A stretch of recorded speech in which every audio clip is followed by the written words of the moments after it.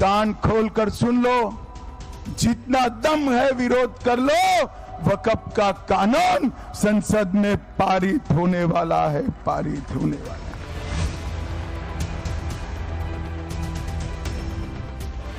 नरेंद्र मोदी सरकार डंके के चोट पर वक्फ का कानून बदल कर रहेगी, बदल। ये सुधार होने के बाद कोई आपकी संपत्ति को वक्फ की संपत्ति घोषित नहीं। संसद के शीतकालीन सत्र का तापमान बढ़ने वाला है। वक्फ पर विंटर सेशन बहुत ही हॉट रहने वाला है, क्योंकि दावा किया जा रहा है कि विंटर सेशन में वक्फ बिल का पास होना पक्का है। अमित शाह के एक के बाद एक बयानों से साफ है, डंके की चोट पर संसद में वक्फ बिल पर फाइनल डिसीजन होने वाला है।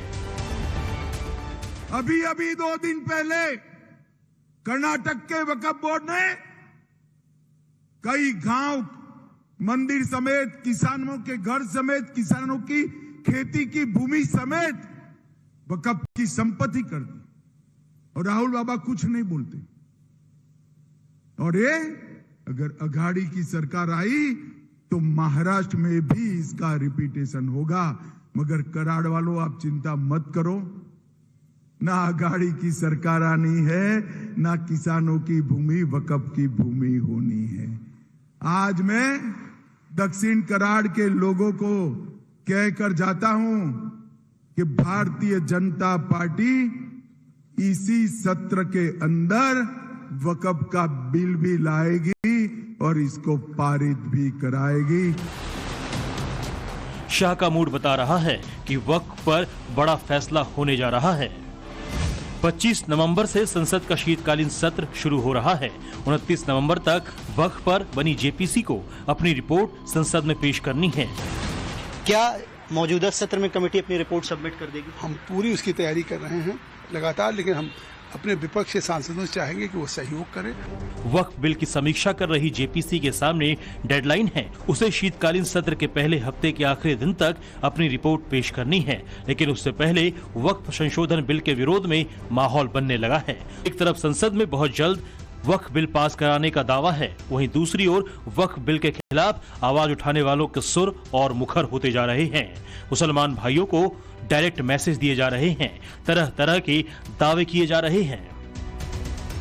बिल की समीक्षा कर रही जेपीसी को शीतकालीन सत्र के पहले हफ्ते के आखिरी दिन तक अपनी रिपोर्ट संसद में पेश करनी है, यानी 29 नवंबर तक जेपीसी को अपनी रिपोर्ट पेश करनी है। कमेटी का कहना है कि वो तय समय सीमा के भीतर रिपोर्ट पेश करने की तैयारी कर रहे हैं। वहीं 5 नवंबर को जेपीसी के कुछ विपक्षी सदस्यों ने लोकसभा स्पीकर ओम बिरला से मुलाकात की थी।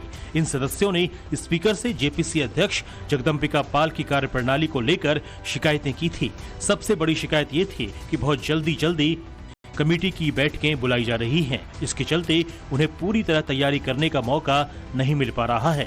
लेकिन पूरे मामले में वक्फ पर बनी जेपीसी के अध्यक्ष जगदम्बिका पाल का क्या कहना है, इसे सुन लीजिए।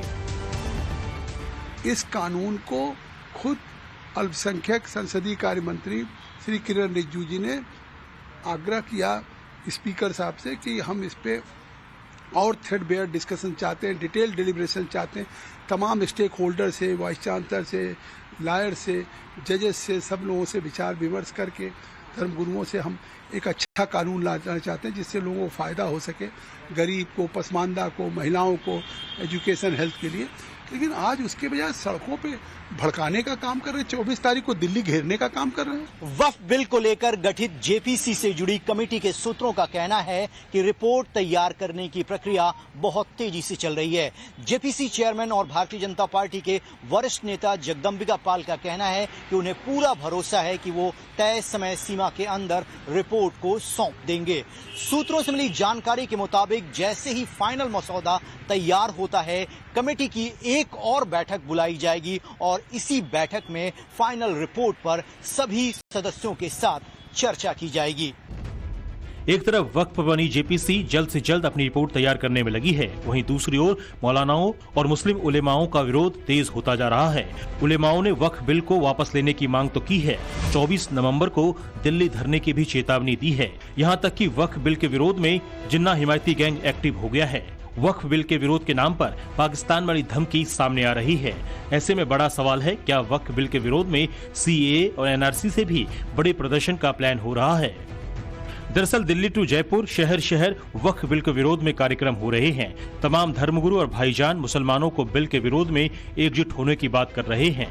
ऐसा ये कार्यक्रम दिल्ली में हुआ। कार्यक्रम में माइक के सामने आए पूर्व राज्यसभा सांसद मोहम्मद अदीब। वक्फ के नाम पर मोहम्मद अदीब ने बहुत ही विवादित बयान दिया।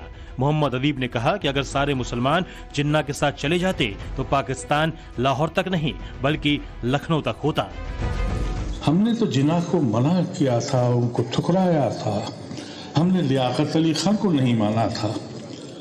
हमने नेहरू और गांधी और आजाद को माना था, अपने खून को बांटा था।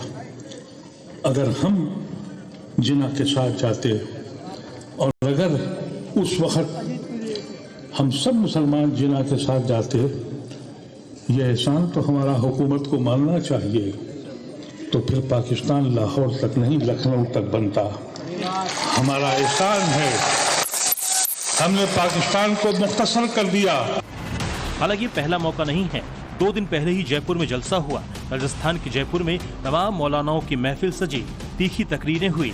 मौलाना तौकीर रजा तो सीधे सीधे अपने कौम के नौजवानों के आउट ऑफ कंट्रोल की बात करने लगे।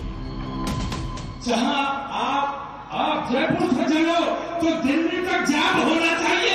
इज्जत जात पे अगर निकलोगे तो भारी सुनी जाएगी।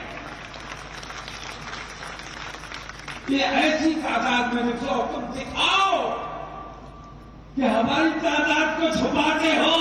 जिस दिन हम सड़कों पर आएंगे तो तुम्हारी रूह कांप जाएगी और तुम हमारी बात सुनने पर मजबूर हो जाओगे।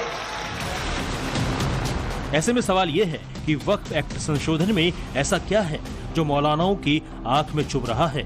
सवाल ये भी है, तमाम मौलाना आम मुसलमानों को क्या मैसेज देने में लगे हैं? क्या वक्फ बिल के नाम पर सीए और एनआरसी से भी बड़े प्रोटेस्ट की तैयारी हो रही है? क्योंकि वक्फ को लेकर देश में बड़ी बहस छिड़ी हुई है।